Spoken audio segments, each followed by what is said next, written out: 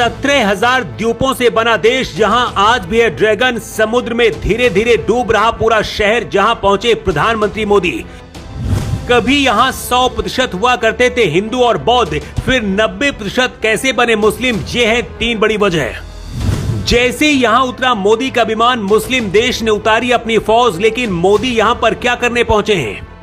दुनिया का सबसे ज्यादा मुस्लिम आबादी वाला यह देश है, जहां करीब 90% आबादी सिर्फ मुस्लिम है। बांग्लादेश, पाकिस्तान जैसे देश भी इसके आगे कुछ नहीं है, जहां मोदी पहुंचे हैं। ये पूरा देश करीब 17,000 द्वीपों से मिलकर बना है, जहां मोदी पहुंचे हैं। ये पूरा का पूरा शहर अब धीरे धीरे समुद्र के अंदर डूब रहा है।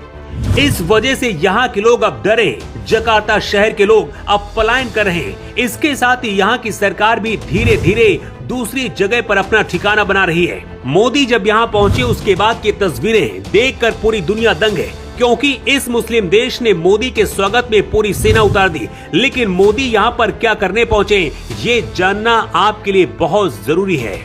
इतिहास के पन्नों को पलटकर देखें तो पता चलता है कि देश कभी हिंदू और बौद्धों का हुआ करता था, लेकिन आज यहाँ पर 90% मुस्लिम बन गए हैं। मुस्लिम बनने के बाद भी यहाँ रामलीला और रामायण पढ़ी जाती है। ऐसा क्यों हुआ, इसके पीछे की वजह भी आपको बताएंगे। इंडोनेशिया पूरी दुनिया का इकलौता ऐसा देश है जहाँ आज भी एक ड्रैगन है। इसके साथ ही इंडोनेशिया के दक्षिण सुलावेसी में तोराजा जनजाति के लोगों की कहानियां दुनिया भर में सुनाई जाती हैं, क्योंकि समाज के लोग अपने परिवार या फिर करीबी की मौत होने के बाद उन्हें दफनाते नहीं हैं। मृत शरीर को महीनों या फिर सालों तक अपने घर में एक जीवित सदस्य की तरह रखते हैं, उन्हें खाना खिलाते हैं और कपड़े पहनाते हैं। कहते हैं हर साल अगस्त में मनेनो उत्सव मनाया जाता है, जिसमें ये लोग अपने पूर्वजों की लाशों को कब्र से बाहर निकालते हैं, उन्हें नहलाते हैं, नए कपड़े पहनाते हैं और पूरे गांव में उनके साथ परेड करते हैं। 13वीं शताब्दी से पहले इंडोनेशिया में मुस्लिम नहीं थे। उस दौरान ये इलाका अखंड भारत का हिस्सा था। जब भारत में अरब और फारस के मुस्लिम आए, उसके बाद यहाँ बदलाव शुरू हुआ। 16वीं शताब्दी में यहाँ के सबसे शक्तिशाली हिंदू साम्राज्य मज्जापाहित कमजोर हुआ। उसके बाद यहाँ पर मुस्लिम सल्तनत ने इस्लामीकरण शुरू किया। लगभग 300 वर्षों में इंडोनेशिया एक हिंदू बौद्ध क्षेत्र से दुनिया का सबसे बड़ा मुस्लिम आबादी वाला देश बन गया। लेकिन जब ये देश आजाद हुआ, उसके बाद भी यहाँ के लोग मुस्लिम बनने के बाद भी अपने पूर्वजों को नहीं भूले। यहाँ तक कि 2008 से पहले तक इंडोनेशिया के 20 रुपए के नोट में भगवान गणेश की तस्वीर भी हुआ करती थी। इंडोनेशिया की राजधानी जकार्ता है, लेकिन समुद्र में बसा ये शहर अब खतरे में है, क्योंकि हर दिन धीरे धीरे ये पूरा शहर समुद्र के अंदर समाता जा रहा है।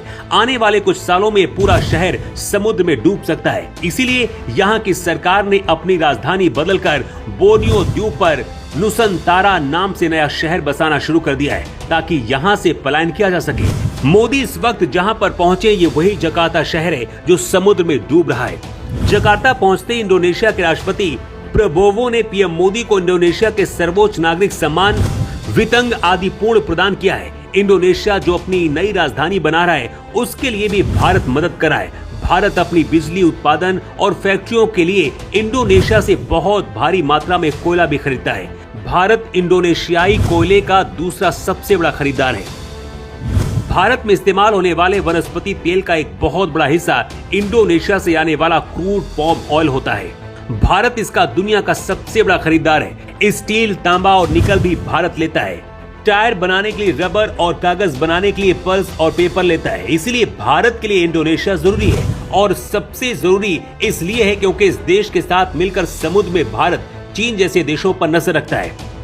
मोदी के इंडोनेशिया पहुंचने के बाद व्यापार और भी ज्यादा बढ़ेगा और मजबूत होगा, लेकिन इसके साथ ही भारत के विरोधी देशों के लिए एक बड़ा झटका है। इंडोनेशिया ने मोदी को अपना सर्वोच्च सम्मान देकर इस संदेश दिया है कि भारत उसके लिए सबसे पहले आता है। वैसे आप क्या सोचते हैं, अपनी राय दें।